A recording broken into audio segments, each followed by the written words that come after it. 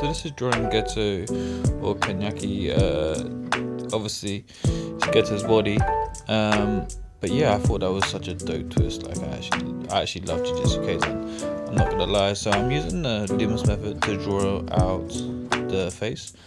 Obviously, his face is slightly different because his brain is accessible, or the space in his cranium, I suppose. I'm adding details last, and if you're liking the video already and you're gonna watch for a little bit longer, then why not give it a share, a like, a comment?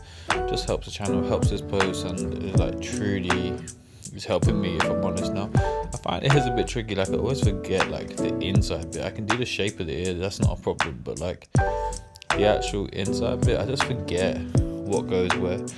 And I think it's always important to remember that the pencil is just a guideline. Like, it doesn't have to be permanent, hence why it's pencil, which is dope. And it's one of the reasons why I love drawing it out first in this and not going straight to the pen, and gives me a chance to practice and make adaptations as I go.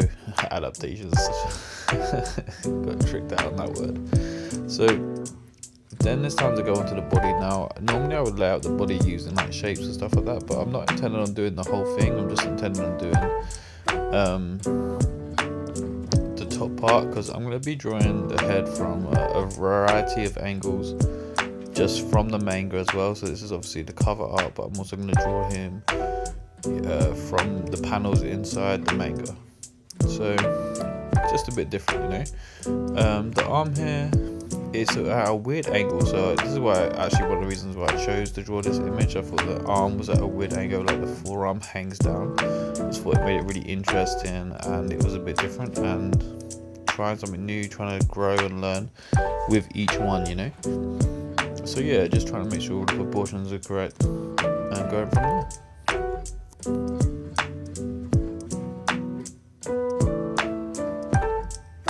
Now this is super important. Like, I went to get rid of all the lines and I used a dirty rubber, and this rubber, I don't know if it dried out or whatnot, but it was not having it, and then the paper was not letting me get rid of it. So I got this kind of like mashed up pencil marks on it. Now they do go eventually, like once I add enough color, you can't really see them too much anymore, but it does take a little bit of time. So clean a good idea is get a clean rubber, or if it's not clean, like rubbing it onto a surface that isn't your paper first, getting off all of the old graphite or pencil, whatever it is that's on the rubber, just so you don't smudge it out too much, and make sure that your rubber's actually decent. Like, it does make a huge difference. I'm using the Timu pens, and they're great. They also can build up color too, so if you keep going over the same spot, it will gradually build up and it will start to darken. But it is great for shading because you can add different levels, so just repeating over the same areas using the same color will make it darker. It will also give you some opportunity to add in some shadows, some highlights, etc, etc. Also, like, I have a bit of a cold coming, not gonna lie. Like, my wife works in a primary school, and so unfortunately that means that we are exposed to a variety of children illnesses known as the lurg. Yeah, I don't know, like, it happens, right? Like, they're building up their immune system, they share it around each other all the time. So yeah, I feel like I've got that cold coming in the summertime. Always what you want. But as you can see, like, adding the same colors, I think I've changed shade here, and it just to make sure it's a darker area, but still building it up, going over it again and again, and that will just add to this like shading area. So another thing to remember is, like, don't be scared of playing around with colors. Like, if you can see the bottom left hand corner, I have used it as like a little color palette thing just to check the color before I put it on my image, and I didn't want to show the outline. This is already at double speed and the video is like 18 minutes, so all I've done is I did the inking on the face, I highlighted the areas, and then went on back to showing you how I built the color on this top. Now they're not exactly the same. I didn't actually want it exactly the same. I think, like, actually, like, playing around with this technique, I wanted to show different colors. Like, I love purple, it's my favorite color. So So I wanted to try like 3 or 4 different purples, and actually going over it, the blue with the purple here, made it a whole different purple as well. So that was quite cool.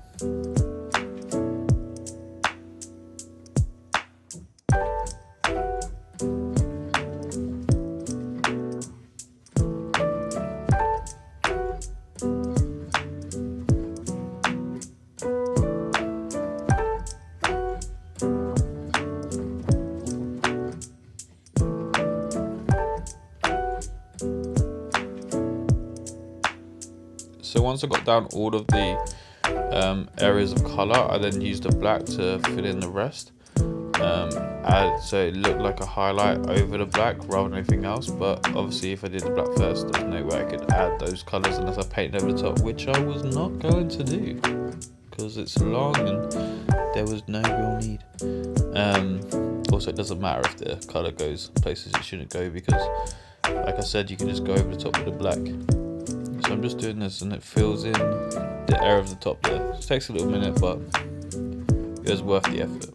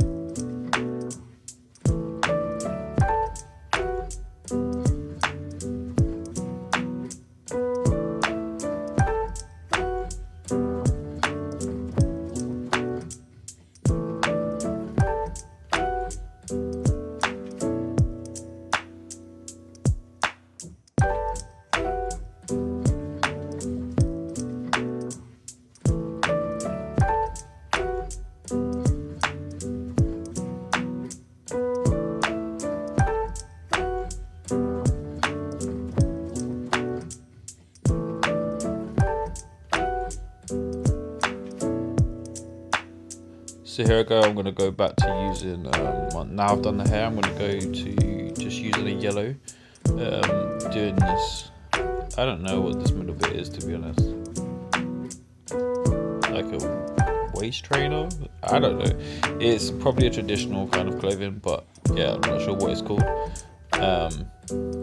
but I guess again, you can see like on this yellow one, you can really see going over it twice, really adds to the color, builds up, and you can really get dark and light areas. This is exactly the same color, and that's what I'm talking about. So then I changed the color a little bit to try and add some different shades in.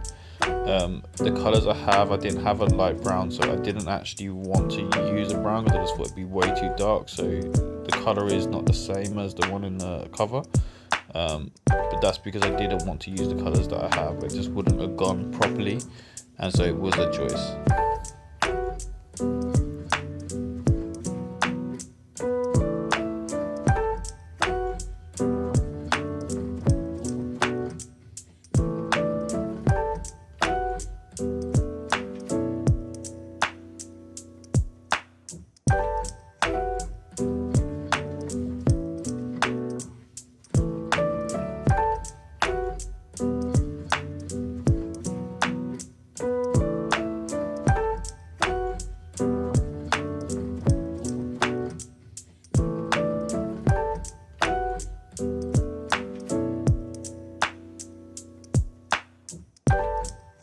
So I just started using the pen, going over the highlights again, and yeah, like just to add those details. I do the pen afterwards. I'm using a biro because if I use like a normal pen, I was worried that it was going to leak into the color that was already there.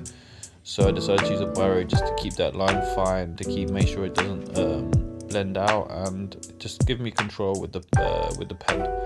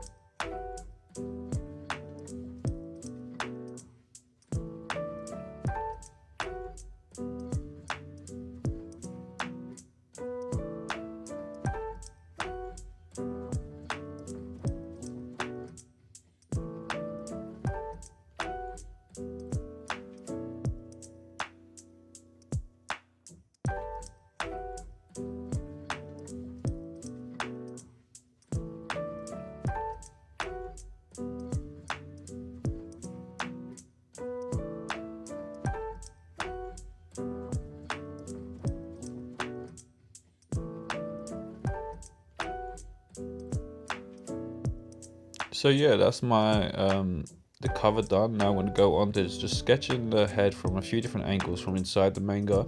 The art style is really different, so I just figure it's important to try and practice from both series. So I've done it from 3 different angles. It's double speed, and I hope you enjoyed the rest of the video.